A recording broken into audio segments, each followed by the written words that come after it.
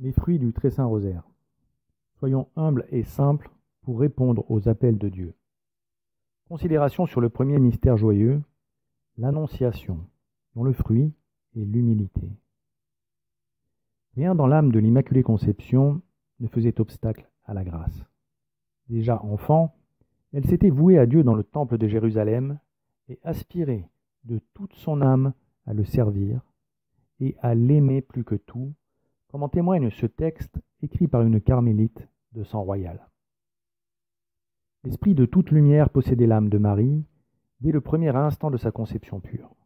Combien dès lors sa raison développée, dans l'âge même le plus tendre, lui offrait-elle de reconnaissance proportionnée au don surnaturel que le ciel lui avait déjà départi. À l'appui de cette raison, éclairée de la grâce, quelle noble idée!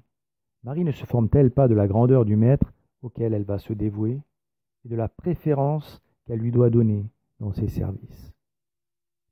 Quelle ardeur à se présenter dans son temple, à lui assurer la totalité de ses hommages, à lui engager tout son amour par l'offrande la plus solennelle. Elle court, elle vole au pied de l'autel, elle se prosterne devant le ministre de sa consécration, elle lui proteste 1000 fois qu'elle ne choisit d'habitation qu'à l'ombre de son tabernacle. La tendresse d'Anne et de Joachim ne peut servir d'obstacle à ses pieux empressements. Elle désire d'être tout au Seigneur. Le monde et tout ce qu'elle y a de plus cher ne saurait arrêter l'activité divine qui l'entraîne. Tout répondit en elle aux saints engagements de sa présentation. Son esprit, son cœur, ses sens, tout porta l'empreinte de cet amour fidèle qu'elle avait juré au Seigneur dans son sanctuaire. Amour fidèle, qui servit de plus constant modèle aux filles d'Israël que sa piété lui associait dans le même lieu. Amour fidèle qui sanctifia toute l'économie de ses œuvres, dont chacune n'avait d'autre motif que de plaire à Dieu, ni d'autre terme que de hâter par des vœux ardents la venue du Messie désiré des nations. Amour fidèle, qui en la rendant inaccessible aux passions du monde, ne lui fit désirer d'autres témoins de sa conduite et de ses sentiments que ce divin Maître, auquel elle s'était attachée uniquement et pour toujours. Amour fidèle qui partagea le saint emploi de ses jours entre la méditation de la loi et les travaux utiles à la décoration de la maison du Seigneur. Amour fidèle, qui après l'avoir séparé d'une famille juste et vertueuse, ne cessa de lui rendre présents les pieux enseignements qu'elle y avait reçus. Amour fidèle qui, en la perfectionnant dans l'exacte pratique de tous ses devoirs, la prépara aux vertus sublimes, aux grâces singulières dont fut orné le reste de ses années. Ce n'était pas encore de la part de cette Vierge cachée dans le temple que le sacrifice du matin, comme David l'avait annoncé, mais qui était le présage de tous les autres sacrifices, de toutes les merveilles de sa vie. La très sainte Vierge a toujours obéi à toutes les lois divines, sans aucune résistance à la grâce, parce qu'elle n'était pas tachée du péché originel, et que la grâce, en elle, ne trouvait pas de résistance. Sa nature était parfaitement ordonnée. Tous ses actes, toutes ses pensées, tous ses désirs étaient tournés vers Dieu en toute simplicité. Ici-bas déjà, elle savait toujours qui elle était et où était sa place. Contrairement à Ève, qui n'avait pas réprimé le premier mouvement d'orgueil qui lui avait fait convoiter le fruit de l'arbre de la connaissance du bien et du mal pour être comme Dieu, elle savait toujours comment agir, en suivant la volonté de Dieu. C'est cette simplicité dans sa foi et cette humilité si profonde qui rendait déjà la Sainte Vierge si grande aux yeux de Dieu. Par ailleurs, Notre-Dame, par son éducation religieuse et l'infusion de la grâce en elle, qui éclairait son intelligence d'une manière surnaturelle, comprenait parfaitement les conséquences désastreuses de l'orgueil de nos premiers parents. Elle avait médité toute sa jeunesse sur la nécessité de la venue du Rédempteur et savait que pour effacer le péché du monde, l'agneau de Dieu aurait à souffrir cruellement. Or, l'abbé Augustin Lehmann, nous explique qu'à l'époque où Marie n'était encore qu'une jeune fille, tous les Juifs, excepté un très petit nombre, n'entendaient plus le vrai sens des Écritures, et notamment les prophéties messianiques. Tandis que les Écritures annoncent un double avènement du Messie, l'un pour le milieu des temps dans la pauvreté, l'humilité et les souffrances, l'autre pour la fin des temps dans la puissance et la gloire, la plupart des Juifs, au dernier siècle de leur histoire, s'étaient attachés uniquement aux prophéties de gloire. Épris des biens du temps, ils ne rêvaient qu'un Messie triomphant, bien décidé à n'en pas accepter d'autres. Les prophéties qui avaient trait aux abaissements du premier avènement avaient été jetées de côté, et la seule idée qu'on se faisait alors du Messie était celle de Salomon dans sa magnificence ou d'un Maccabée triomphateur. Mais Marie ne pensait pas comme cela. Elle ne partageait pas ces velléités de grandeur indues. Ainsi, quand l'archange Gabriel lui annonça la mission qui serait la sienne, elle sut ce que cela impliquait pour elle, comprenant l'issue fatale qui, selon les prophéties, attendait le Fils de l'homme qu'elle enfanterait. Et de même qu'Ève accepta le mal avant Adam, sans restreindre sa volonté propre par l'orgueil, de même Marie accepta sans aucune restriction la volonté de Dieu par humilité.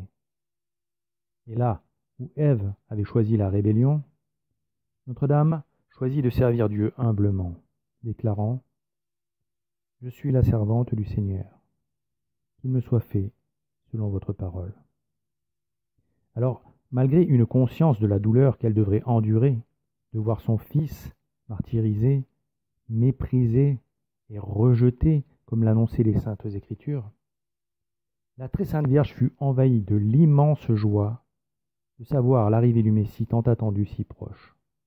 Sa simplicité et son humilité contrastèrent tant avec l'orgueil de Satan que par la vertu de Notre-Dame, le pouvoir du démon sur l'humanité commença à se fissurer. Ève, en effet, pour avoir misérablement obéi au serpent, perdit l'innocence originelle et devint son esclave. Mais la Vierge bienheureuse, croissant toujours dans la grâce originelle, ne prêta jamais l'oreille au serpent et ébranla profondément sa puissance et sa force par la vertu qu'elle avait reçue de Dieu, déclara le pape Pie IX lors de la proclamation du dogme de l'Immaculée Conception, avant d'ajouter « En sorte que, comme le Christ, médiateur entre Dieu et les hommes, détruisit, en prenant la nature humaine, l'arrêt de condamnation qui était contre nous, et l'attacha triomphalement à la croix, ainsi, la très sainte Vierge, unie étroitement, unie inséparablement avec lui, fut par lui, et avec lui, l'éternel ennemi du serpent venimeux, le vainquit, le terrassa sous son pied virginal, et sans tache, et lui brisa la tête. Ainsi, parce que la Mère de Dieu fut participante des souffrances de son cher Fils, l'assistant alors qu'il offrait le sacrifice de notre rédemption sur l'autel de la croix, le pape Pie XI qualifia notre bonne Mère du ciel de médiatrice et de co-rédemptrice. Il nous faut donc prier cette auxiliatrice, ce secours des chrétiens, d'intercéder pour nous et de présenter nos requêtes à Dieu qui ne lui refuse rien. Mais il faut aussi obéir à cette bonne mère et nous mettre à genoux selon ce qu'elle nous a demandé et de la manière dont elle nous l'a demandé, pour montrer notre amour filial, notre obéissance et notre humilité. La prière, selon les pères de l'Église, est le meilleur remède pour lutter contre l'orgueil et éviter de céder à la concupiscence de l'esprit. Elle est le premier pas qui conduit à notre Seigneur Jésus-Christ, car l'homme qui s'agenouille devant Dieu pour prier fait preuve d'humilité. En s'abaissant à sa présence, il reconnaît implicitement que Dieu lui est infiniment supérieur. L'humilité est indispensable pour ne pas succomber aux tentations de l'esprit. Elle permet de toujours garder de la place dans son cœur pour notre Seigneur Jésus-Christ, quand l'orgueil, qui dilate l'ego, ne laisse plus de place à autre chose qu'à cet ego.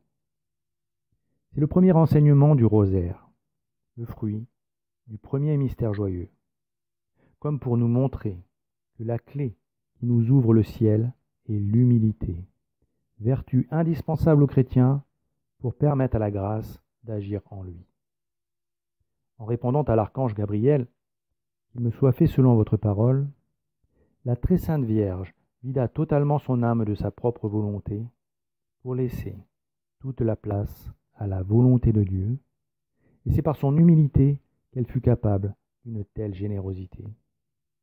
Et ce fut encore l'humilité de la très sainte Vierge qui rendit possible l'incarnation de notre Seigneur Jésus-Christ, qui par sa passion apporta la rédemption aux hommes, comme pour nous montrer l'importance de l'humilité par laquelle toute vie spirituelle commence. La dévotion du Très Saint Rosaire, que la Mère de Dieu nous a demandé de pratiquer, nous porte vers cette sublime humilité, quand à genoux devant notre Sauveur, nous avouons que nous ne sommes rien sans lui, et que nous égrenons des Ave Maria et des Paternoster simplement par humilité, sans comprendre vraiment l'action de ces prières, pleins de confiance en Dieu et en sa très sainte Mère, qui nous a demandé de le faire. Ainsi, si le rosaire nous porte à méditer en premier lieu sur la vertu d'humilité, c'est pour que nous comprenions qu'elle constitue les fondations sur lesquelles la charité va s'appuyer et croître en nous. Puisqu'une fois que l'humilité aura fait de notre Seigneur l'invité d'honneur de notre cœur, la charité qui exhale de lui nous permettra d'aimer notre prochain et de lui apporter le Christ, comme nous y incite le deuxième mystère du rosaire. Prions donc avec saint Vincent de Paul pour recevoir la grâce de l'humanité. Au nom du Père et du Fils et du Saint-Esprit, ainsi soit-il.